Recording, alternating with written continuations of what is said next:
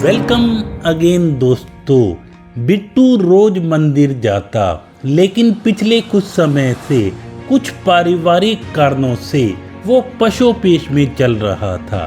पुजारी जी बिट्टू को कहते हैं, बेटा परेशान मत हुआ करो, बस भगवान में विश्वास फेथ रखा करो।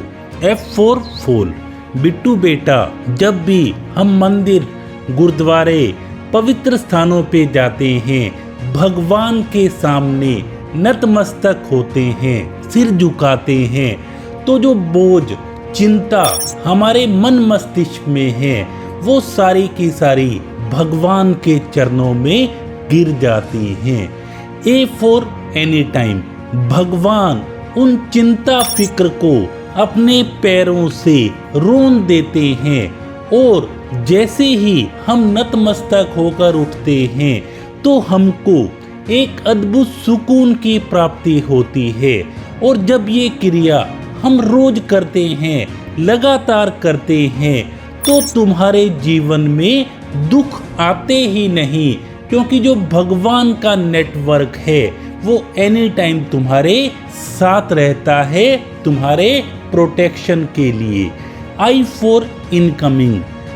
बिट्टू बेटा, सुख दुख तो जीवन के अंग हैं, लेकिन एक बात याद रखना, जब भी दुख आता है तो अपने साथ ईश्वर को लेकर आता है। जैसे ही दुख आएगा तो तुमको ईश्वर याद आएगा।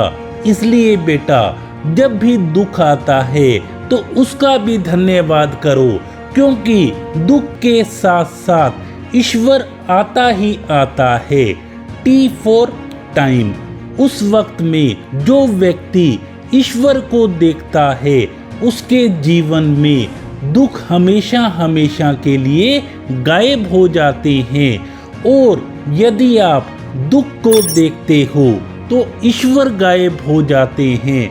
इसलिए ये आप पर निर्भर करता है, आप किसे चुनते हो, दुख को चुनते हो या ईश्वर को चुनते हो। H for hand.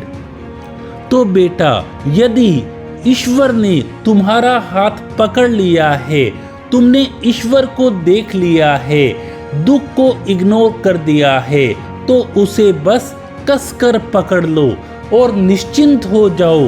वो कभी भी तुम्हारे साथ गलत होने ही नहीं देगा। हो सकता है वो तुम्हारी परीक्षाएं ले, लेकिन जैसे उसने पहले हर मौकों पर तुम्हारी रक्षा की है, वो आगे भी ऐसा ही करेगा। बस ये विश्वास रखो, क्योंकि किसी ने कहा था, अपनी जरूरतों का ख्याल आपको खुद ही रखना है। इसलिए दुनिया को कुछ बताने के लिए पहले खुद को बहुत कुछ बताएं और अपने आप को मजबूत बनाएं बस।